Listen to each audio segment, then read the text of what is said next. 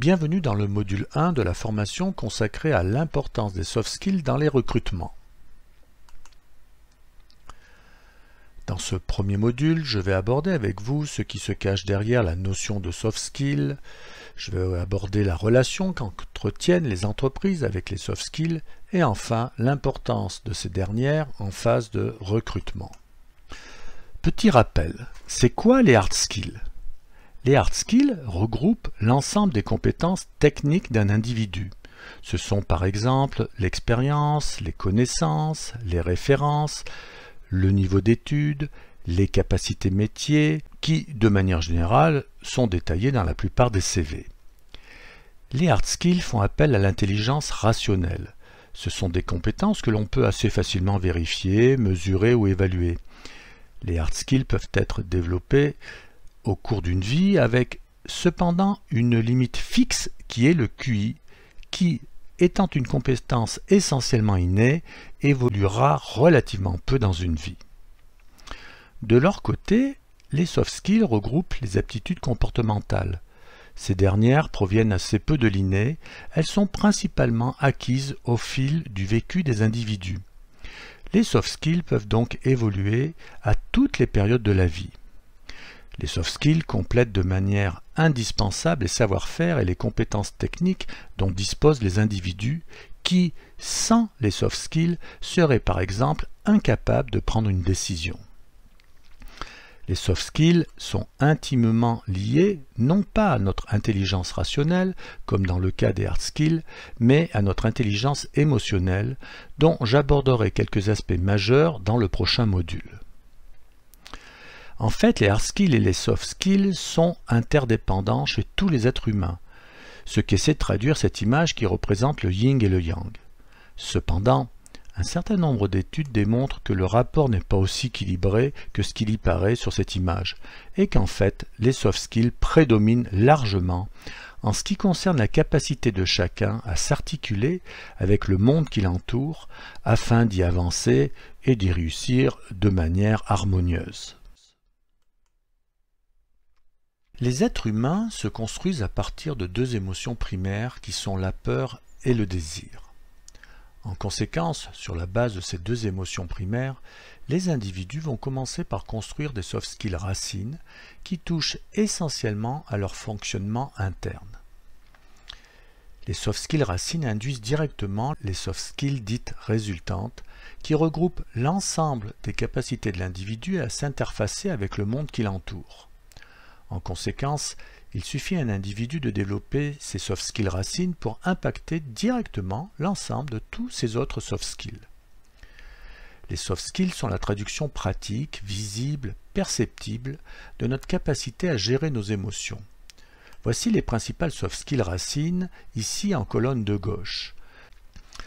Sachez que la mise en action des individus se fait sous l'impulsion de leur cerveau émotionnel. Par exemple, quand un individu se lève le matin, il se lève sous la poussée de ses émotions. Ces émotions pouvant être de nature très diverse, elles vont induire des décisions très variées chez l'individu. Connaissez-vous ce dicton qui illustre cela parfaitement ? Le matin, soit tu peux te recoucher et poursuivre tes rêves, soit tu peux te lever pour les réaliser. Eh bien, quand un individu se lève le matin, il est poussé soit par son désir, soit par ses peurs. C'est toujours une émotion qui nous fait nous lever. Je me lève le matin parce que je dois gagner ma vie. Eh bien, c'est la peur de ne pas la gagner qui me fait bouger. La manière dont les soft skills racines sont construites va déterminer la capacité de chacun à se mettre en relation avec les autres et le monde qui l'entoure. Comment cela se traduit-il ? Les soft skills racines déterminent la façon de voir la vie, de se mettre en relation, de s'articuler, de communiquer avec les autres.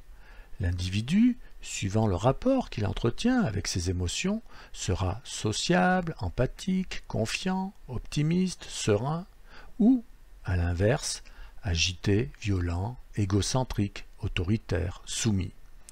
Ce sont donc les soft skills qui déterminent la capacité de l'individu à vivre en société de manière équilibrée et constructive, positive aussi, ou de manière conflictuelle et ou désengagée. Comment les soft skills sont-elles hiérarchisées par les entreprises?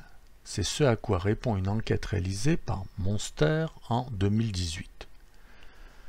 Dans un marché de l'emploi en profonde mutation, les compétences techniques ne suffisent plus. En fait, les entreprises cherchent à obtenir plus d'agilité, de souplesse, de réactivité. Autrement dit, les entreprises ont compris que leur survie, mais aussi leur succès, passerait par leur capacité à s'adapter à des environnements fortement mouvants. L'adaptabilité devient donc une priorité absolue.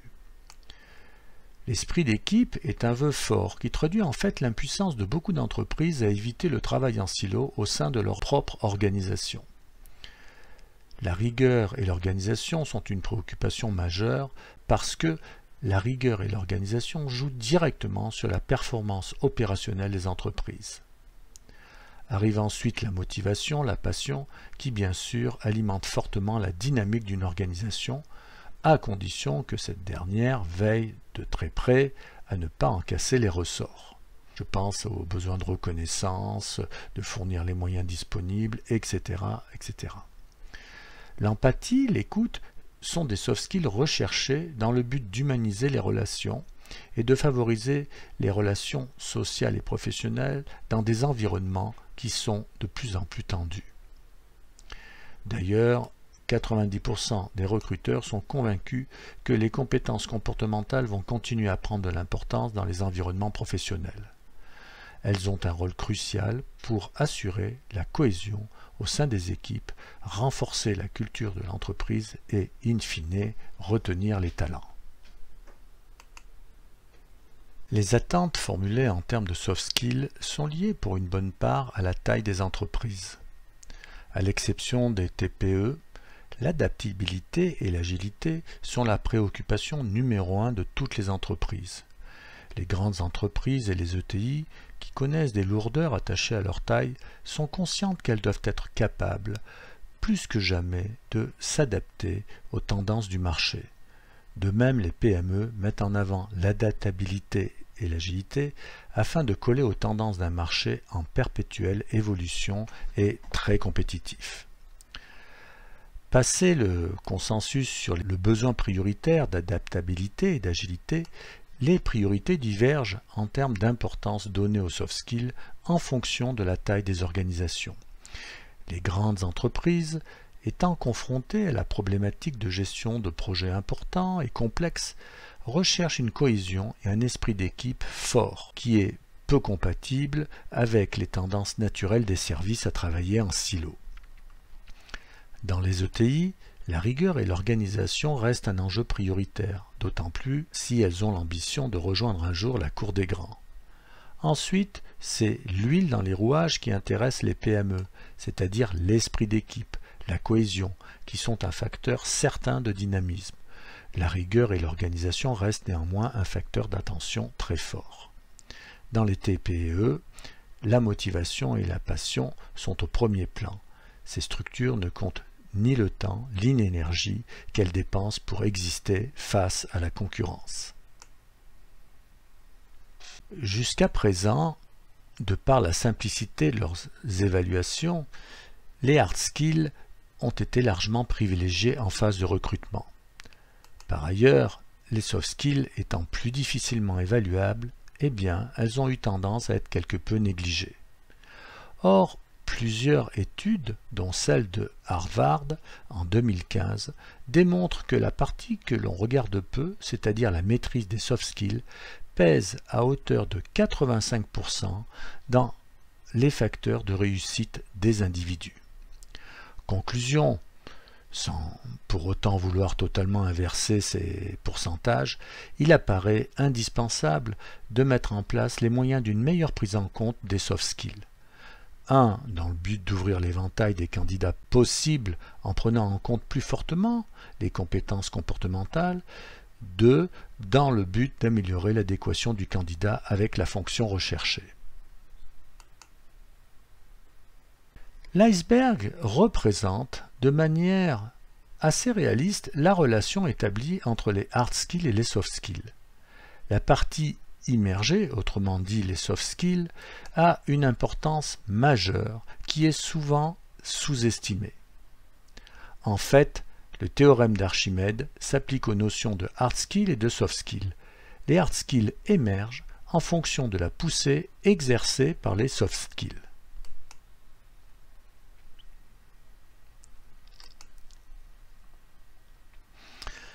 Je prends un premier exemple avec un individu dont les soft skills sont faibles.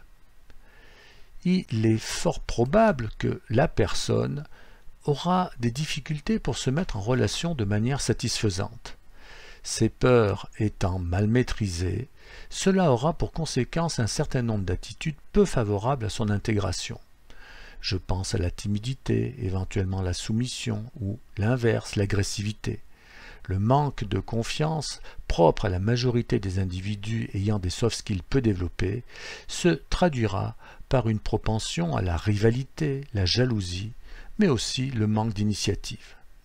La capacité à produire de la valeur ajoutée sera considérablement réduite si le poste à pourvoir nécessite de bonnes capacités relationnelles.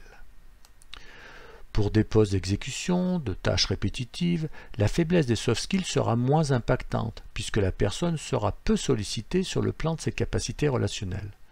Néanmoins, attention aux comportements extrêmes.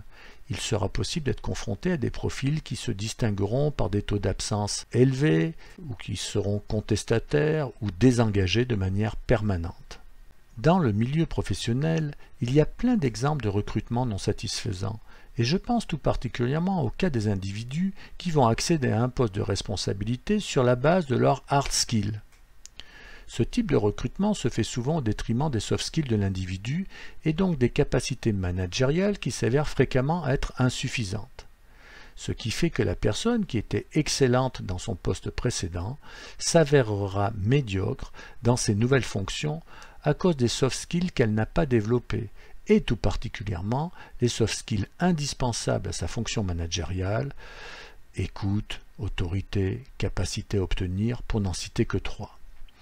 Les exemples ne manquent pas dans le milieu professionnel où l'on trouve fréquemment des managers faisant preuve d'autoritarisme ou, à l'inverse, de laxisme, des managers démunis face aux demandes diverses qui leur sont formulées, des managers qui, par peur de ne pas atteindre leurs objectifs, font à la place d'eux et ou font un nombre d'heures incalculable, etc., etc.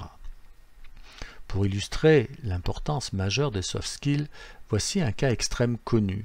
C'est celui des individus diagnostiqués avec un syndrome d'Asperger, qui est une forme d'autisme poussé associée à des capacités intellectuelles hors normes. Eh bien, ce type de personne, dans un contexte classique, sera incapable d'exploiter et de valoriser ses capacités pourtant exceptionnelles, par manque total de soft skills. Des entreprises de la Silicon Valley ont trouvé des réponses originales pour bénéficier et utiliser les QI exceptionnels de ces personnes au profil totalement atypique.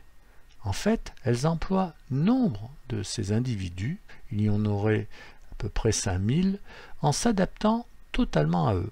Autrement dit, elles ont renoncé à l'idée que ces recrues s'articulent avec un environnement classique à cause du déficit chronique de leurs soft skills et tout particulièrement de leur grande difficulté à être en relation.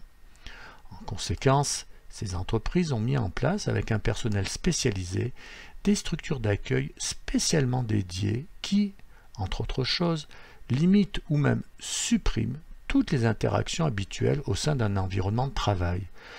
Pas de réunion, pas de demande de compte-rendu, pas de travail en équipe. Sans prendre le cas extrême précédent, il ressort que le déficit de soft skills n'est en aucun cas éliminatoire. Mais il n'est pas éliminatoire à une condition, c'est que la personne concernée soit mise dans un environnement adapté qui ne lui générera pas de charge émotionnelle supérieure à sa capacité d'absorption.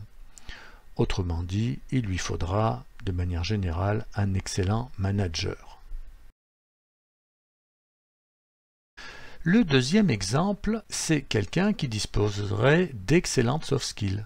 Autrement dit, qui disposerait de très bonnes compétences comportementales. Une telle personne, forte de ses capacités relationnelles, recherchera des alliances plutôt que de se mettre en rivalité. Elle cherchera sans complexe à se faire aider afin d'apprendre vite et bien. Elle se remettra en cause sans difficulté, elle apprendra de ses erreurs plutôt que de les masquer. Elle aura une excellente capacité d'écoute et d'empathie et saura s'adapter à chacun. Elle fera ainsi émerger ses capacités techniques et développera rapidement, en cas de nécessité, celles qui pourraient lui manquer. À vous donc de choisir. Il est aisé de comprendre qu'un choix de recrutement qui prend en compte la qualité des soft skills des candidats est un choix qui privilégie les potentialités, le talent et la pérennité du recrutement. Quels sont les deux moteurs principaux qui régissent nos comportements? Eh bien, pour faire simple, ce sont la peur et le désir. La peur et tous ses corollaires diminuent de manière sensible la poussée des soft skills, ce qui a pour conséquence de réduire significativement la partie des hard skills qui va émerger. A l'inverse, le désir, qui a pour résultante comportementale l'autonomie et la responsabilité, eh bien, le désir accroît la poussée des soft skills et permet de faire émerger de manière optimale l'ensemble des hard skills. Le curseur qui sert d'indicateur sur l'échelle des peurs et du désir s'appelle la maturité émotionnelle. C'est cette maturité qui détermine le rapport de force entre les peurs et le désir. C'est la maturité émotionnelle qui caractérise les soft skills de l'individu et donc la manière dont ce dernier agira face aux sollicitations du monde qui l'entoure. En résumé, si l'intelligence émotionnelle ne pousse pas bien vers le haut, du fait du manque de maturité de l'individu, c'est-à-dire que ses peurs sont plus fortes que ses désirs, eh bien peu de choses vont émerger. Par contre, si l'intelligence émotionnelle est bien développée, eh bien la poussée sera plus importante et permettra à l'individu de valoriser au mieux les hard skills dont il dispose. L'enjeu pour chaque individu va consister à maîtriser ses peurs afin de pouvoir aller vers ses désirs, afin de bien se réaliser et être capable d'être en relation avec les autres. Bon, je vous ai présenté un schéma extrêmement simple, mais il est suffisant pour vous aider à comprendre les équilibres fondamentaux qui régissent les comportements des individus autour de leurs deux émotions primaires que sont le désir et la peur.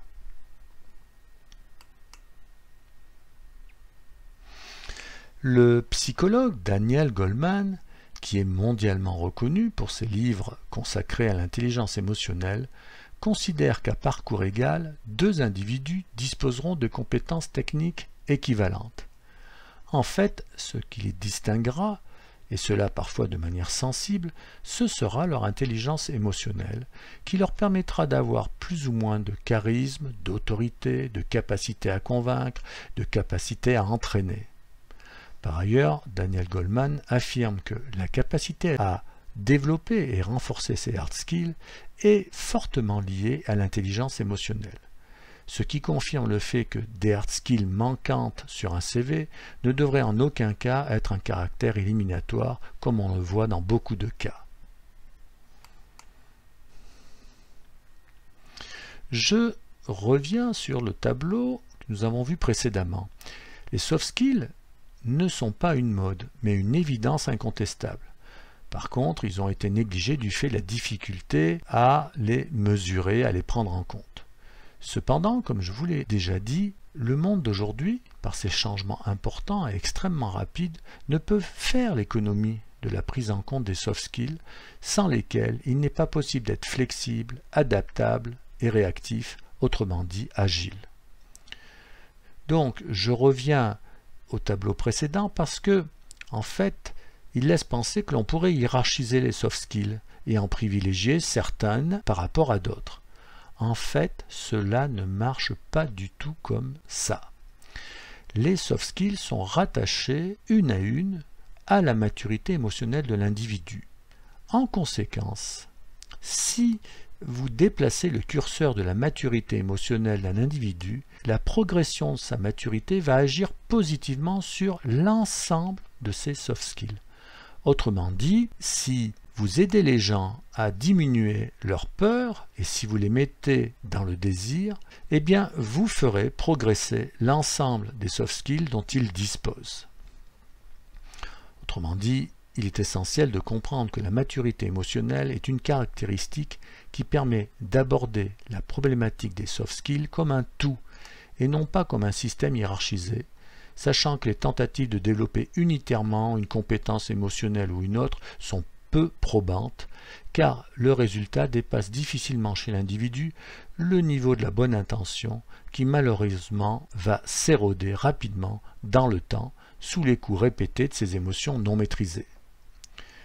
Par exemple, une formation sur l'écoute active pourrait être efficace avec des individus qui ont acquis auparavant la maturité nécessaire pour se centrer sur les autres et qui ont simplement besoin de quelques outils pour appuyer leur pratique et confirmer leurs bonnes intuitions.